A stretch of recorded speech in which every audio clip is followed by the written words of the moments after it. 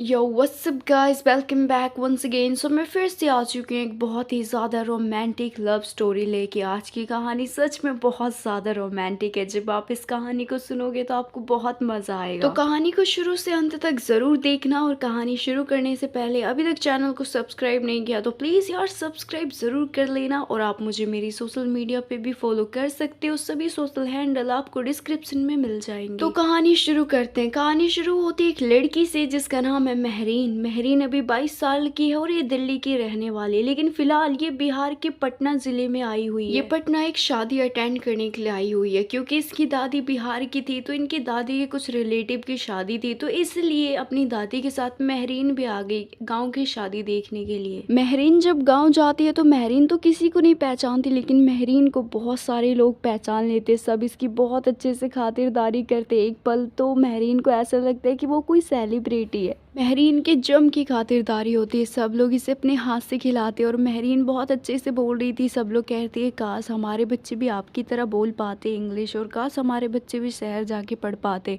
तो महरीन कहती कि जब आप पढ़ाओगे तो ही तो पढ़ेंगे ना। तो तभी एक आंटी बोलती है कि महरीन बेटा, मेरी भी ना एक बेटी है, पढ़ाई में बहुत अच्छी है, अभी अभी उसने 12वीं कंप्लीट की है और आगे चल के ना वो दिल्ली में DU कॉलेज में पढ़ाई करना चाहती है, तुम उसकी मदद करोगी?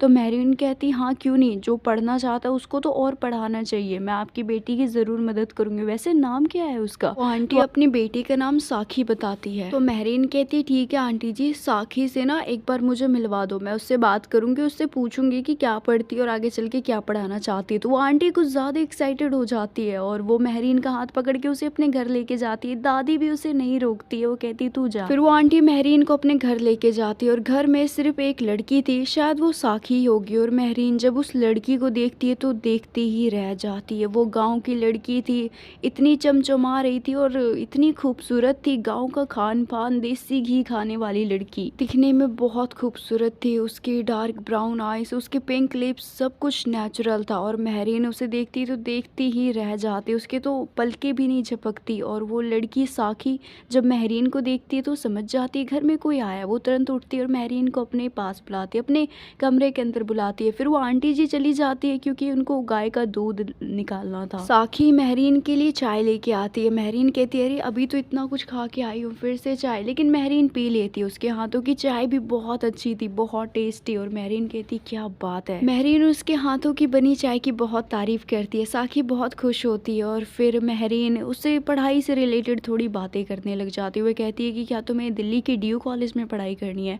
तो साखी कहती हाँ, आपको कैसे पता चला?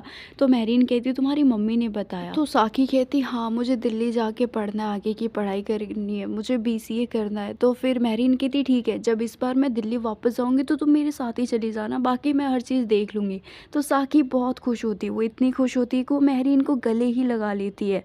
और जब साखी महरीन को गले लगाती है तो महरीन के अंदर 100 वॉट का करंट दौड़ता है। उसे कुछ कुछ होता है, उसकी तो आंखें बंद हो जाती, वो दूसरी दुनिया में चली जाती है। महरीन शहर की लड़की थी, खुले विचारों की लड़की थी और वो कभी भी शर्माती नहीं थी। लेकिन अभी उसके गाल लाल हो चुके थे शर्म के मारे। चाय पीने के बाद महरीन को दादी आ जाती है बुलाने के लिए, तो वो दादी के साथ चली जाती है। और साखी इधर बहुत खुश थी क्योंकि वो जिस चीज़ का सपना देख रही थी शायद उसका सपना पूरा होने वाला था।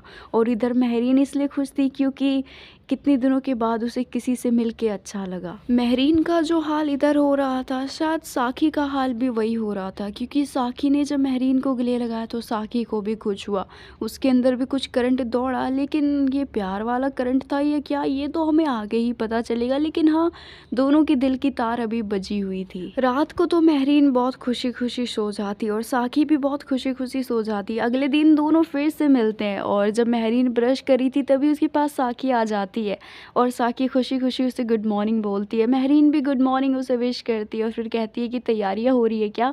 तो साखी कहती हाँ, मैंने तो अपना सामान भी पैक कर लिया, सारे कपड़े मैंने प्रेस करके रख लिए। महरीन कहती अच्छा, कौन से कपड़े प्रेस करके रखे तुमने? तो साखी कहती वही जो मैं यहाँ पे पहनती हूँ, सूट सलवार। तो महरीन कहती देखो, अगर तुम्हें कॉलेज में जाना है वो भी डीयू कॉलेज में, तो तुम्हें ना थोड़ा-सा वहाँ के लोगों के हिसाब से कपड़े पहनने पड़ेंगे, वरना लोग तुम्हारी रैगिंग करेंगे।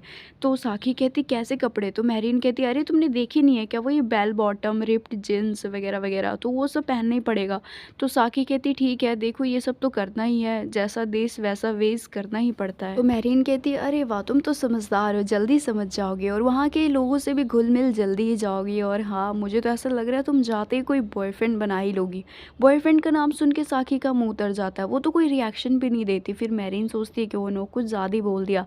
फिर मेहरीन हँसते हुए कहती है अरे मेरा मतलब है कि वहाँ के लोग, वहाँ के लड़कियों लड़कों से तुम ज़्यादा घुल-मिल जाओगी, और तुम्हें पता है वहाँ पे ना छोटे-छोटे बच्चों के भी गर्लफ्रेंड बॉयफ्रेंड होते हैं। तुम भी कोई बना ही लेना, और तुम्हें अगर पसंद हो तो तुम गर्लफ्रेंड भी बना सकती हो। तो साक्षी हँसती है और वो कहती है आप भी ना कितने मज़ाकिया हो। तो मेहरीन भी हँसती है और हँसते हुए वो साक्षी की आंखों में देखती है। साक्षी की आंखें भी मेहरीन से टकराती है और दोनों एक दूसरे को देखने लग जाते हैं। फिर साक्षी कहती है कि मुझे पता है मेहरीन आप क्या कहना चाहते हो। तो मेहरीन कहती है कि मैं क्या कहना चाहती हूँ बताओ मुझे।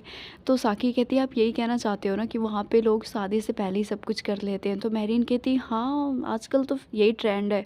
तो साक्षी कहती है कि ट्रेंड मुझे फॉलो नहीं करना, ये सारी चीज़ें पाप होती है और मुझे पाप नहीं करना। तो मेहरीन कहती है अरे बाप रे ठीक है। मेहरीन कहती तुम भी ना, तुम तो पाप पुण्य के चक्कर में रहोगी तो ज़िंदगी की को भी इंजॉय ही नहीं कर पाओगी। तो साक्षी कहती नहीं, जो सीमाएं लांग के इंजॉय हो वो इंजॉय मुझे नहीं करना। फिर मेहरीन कहती है अच्छा। फिर मेहरीन थोड़ा साक्षी के करीब आ जाती है और उसके बाल जो कि उसके गालों पे आ रहे थे वो उसके कानों के पीछे करते हुए कहती है कि साक्षी तुम बहुत खूबसूरत हो, तुम इतनी खूबसूरत हो कि मैं क्या ही बताऊँ। तुम यहाँ गाँव में क्या क्या कर रही हो, यहाँ पे कोई तुम्हारी कदर नहीं करता, जो तुम्हारी कदर शहर जाके होगी। तुम वहाँ पे चलो और वहाँ पे तुम मेरे साथ रहना ठीक है। एक पल के लिए तो साक्षी भी ठहर सी जाती है और मेहरीन ने उसे छुआ था तो साक्षी के अंदर 100 वॉट का करंट फिर से दौड़ता है। फिर मेहरीन साक्षी के थोड़ा और करीब आ जाती है और उसके कानों के पास जाके कहती है कि साक्षी आज रात तुम मेरे कमरे में आओगी, मुझे तुमसे कुछ ज़रूरी बात करनी है। तो साक्षी कुछ नहीं कहती और वो कहती है कि रात की बात रात को देखेंगे, और ये बोल के साक्षी चली जाती है और मेहरीन उसे एकटक अपनी आंखें गड़ा के देखती है। और फिर कैसे तहते दिन बीत जाता है, रात हो जाती है। मेहरीन को कहीं ना कहीं विश्वास था कि साक्षी उससे मिलने ज़रूर आएगी। रात के 10 बज जाते हैं, सभी सो गए थे और दरवाजे खुले ही थे और मेहरीन ने भी अपने कमरे का दरवाज़ा खोल ही दिया था। दादी ठीक उसके कमरे के बाहर ही सोई हुई थी, और जब 10:30 होता है तो मेहरीन को लगता है कि शायद साक्षी ना आए। गाँव में लोग जल्दी सो जाते हैं, 8-9 बजे तक सो ही जाते हैं, और 10:30 बज चुका है, शायद साक्षी भी सोई गई होगी। और ये बोल के मेहरीन जैसे ही सोने के लिए जाती है उसके कमरे में साक्षी आ जाती है। ये देख के तो मेहरीन का दिल गार्डन गार्डन हो जाता है। वो बेड से उठ खड़ी होती है, दरवाज़ा बंद कर देती है और साक्षी को बिना पूछे उसे अपनी गोद में उठा के अपने बेड पे बिठा देती है। साक्षी कहती है कि आप ये क्या कर रही हो? तो मेहरीन कहती कुछ नहीं, जो चीज़ तुम करने के लिए मेरे कमरे में आई हो बस उसी चीज़ को करने की शुरुआत कर रही हूँ। मेहरीन तो उसके दिल के जो भी जज्बात थे वो सारे खुलेआम बताए जा रही थी साक्षी को, क्योंकि वो एक खुले विचार की लड़की थी। उसके जो दिल में होता है वही ज़ुबान पे होता है। साक्षी भी कुछ महसूस कर रही थी लेकिन वो उन सब चीज़ों को बोल नहीं पा रही थी, लेकिन मेहरीन उसकी भावनाओं को समझ पा रही थी। और जब मेहरीन साक्षी के थोड़ा और करीब आती है तो मेहरीन के अंदर बहुत जोश सा आ जाता है। उसके अंदर तो एक जानवर ही आ जाता है। वो साक्षी के गालों पे किस कर लेती है। जब मेहरीन साक्षी के गालों पे किस करती है तो साक्षी के भी रोंगटे खड़े हो जाते हैं और वो मदहोश हो जाती है। फिर धीरे धीरे मेहरीन साक्षी के गर्दन पे आती है और उसके गर्दन को काट ही लेती है, उसके गर्दन पे पूरी चढ़ जाती है। जैसे जैसे मेहरीन साक्षी के गर्दन पे चूम रही थी वैसे वैसे साक्षी मदहोश हो रही थी। उसके आसपास क्या है, कहाँ पे है, उसे कुछ भी ख्याल नहीं था। जैसे जैसे मेहरीन आगे बढ़ रही थी वैसे वैसे दोनों के शरीर में एक आग सी जल रही थी, और धीरे धीरे मेहरीन किस करते करते साक्षी के सारे कपड़े उतार देती और मेहरीन भी अपने कपड़े उतार लेती। दोनों निवस्त्र हो जाते हैं और एक दूसरे के ऊपर लिपट जाते हैं। अब साक्षी नीचे थी और उसके ऊपर मेहरीन थी, और मेहरीन और साक्षी के बीच में काफ़ी खामोशी थी। साक्षी मेहरीन को रोक नहीं रही थी और मेहरीन भी कहाँ रुकने वाली थी। अपनी सारी गर्मी उसके ऊपर उतार देती है। दोनों पसीने पसीने हो जाते हैं और दोनों एक दूसरे के साथ इंटीमेट हो जाते हैं।